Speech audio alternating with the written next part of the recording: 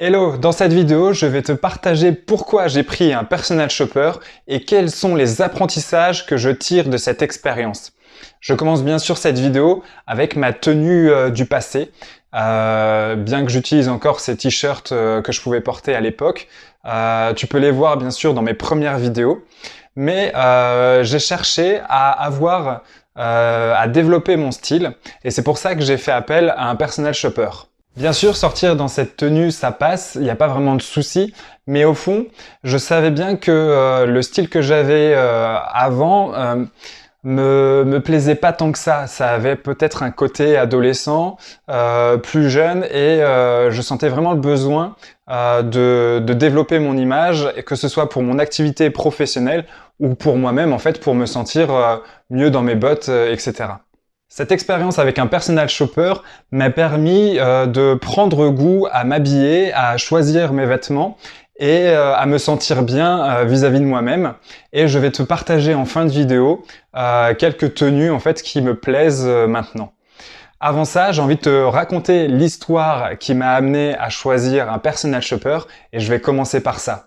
Et pour te dire, je pars de loin.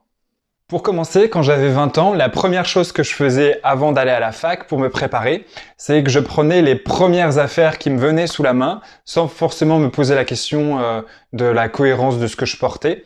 Et lorsque j'arrivais dans le hall de la fac, je me faisais accueillir par les grands yeux de mes amis et un peu un sourire en coin qui en disait long sur ce qu'ils pensaient. Et ils ne se privaient pas pour faire quelques blagues par rapport à ma tenue.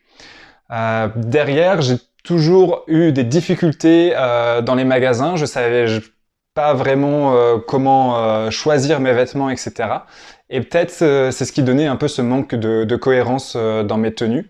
Et même en étant accompagné par des amis pour faire les magasins, c'était toujours pour moi une activité qui me plaisait pas tant que ça.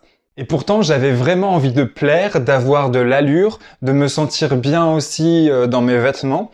Et plus le temps passait, dans l'idée d'avoir aussi une belle image professionnelle, ça me questionnait sur la tenue que je souhaitais développer, mais tout en gardant aussi mon esprit, ce qui me ressemble avec qui je suis.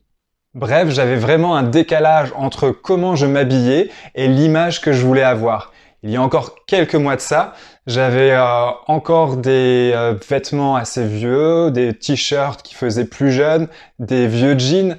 J'avais encore des difficultés avec l'idée de faire les magasins, la peur de ressembler à un banquier pour me mettre dans une norme de l'employé modèle. Enfin, bref, je savais vraiment pas par quoi commencer. Pourtant, je savais bien qu'évoluer sur ma tenue me permettrait de gagner confiance en moi, gagner aussi en amour de moi par rapport à mon image, par rapport à ce que je pourrais renvoyer. C'était vraiment, en fait, pour moi, un moyen d'augmenter mon estime de moi. Et je savais bien que si je ne faisais rien, j'allais rester avec de la frustration, ce décalage, ce sentiment d'avoir une image adolescente, mais aussi j'étais conscient que garder ce type de tenue, en fait, m'invisibilisait. C'est pour ça que j'ai commencé à chercher des moyens de pouvoir gagner en confiance sur cette partie-là. Et j'ai commencé par m'inspirer des tenues de mes potes que j'aimais bien, leur façon de s'habiller, etc. Mais c'était pas suffisant parce que je n'arrivais pas à reproduire.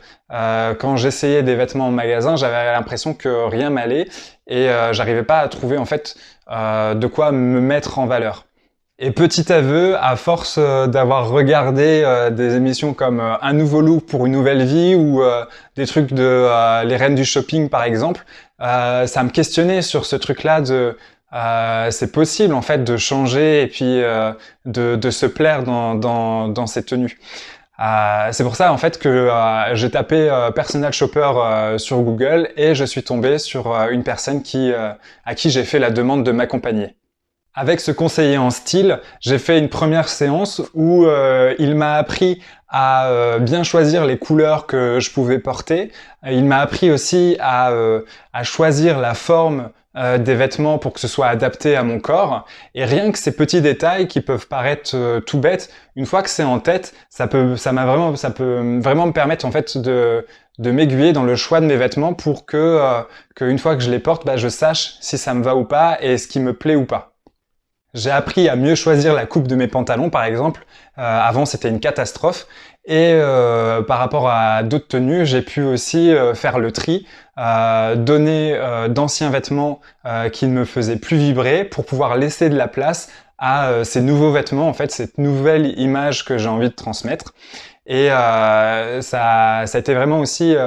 ça a fait du bien en fait de faire ce tri et de tourner la page avec le passé pour pouvoir se tourner vers l'avenir, quoi.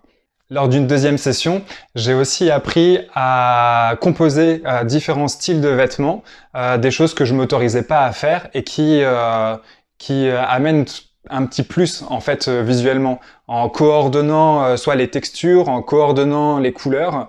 C'est vraiment en fait un chouette apprentissage pour moi. Et voilà le résultat.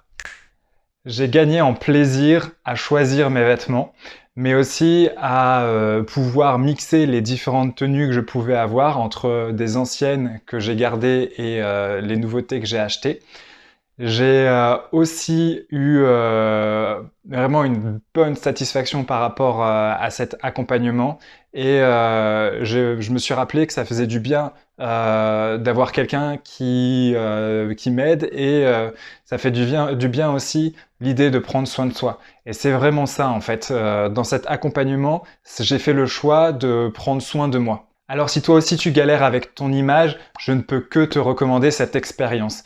Et j'ai envie de te partager aujourd'hui les apprentissages que je tire de cette expérience. Prendre soin de soi et être accompagné, c'est vraiment agréable, même lorsqu'il s'agit de travailler sur son image.